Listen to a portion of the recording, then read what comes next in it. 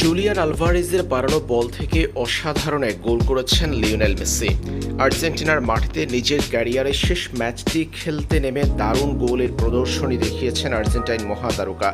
প্রতিপক্ষ ভেনেজুয়েলার অন্তত 4 জন ফুটবলারকে পরাস্ত করে গোলটি করেছেন মেসি। মাঝমাঠ থেকে আসা বলটি ধরে নিয়েছেন জুলিয়ান আলভারেজ। প্রতিপক্ষের ডিবক্সের বাহিরে বল ধরে এক পা দুপা করে ডিবক্সে ঢুকে লিওনেল মেসির দিকে বাড়িয়ে দিয়েছেন আলভারেজ। চাইলে নিজেও গোল করতে পারতেন জুলিয়ান আলভারেজ, তবে লিওনেল মেসিকে দিয়ে গোল করানোর ইচ্ছা থেকে বল বাড়িয়ে দিয়েছেন মেসির দিকে।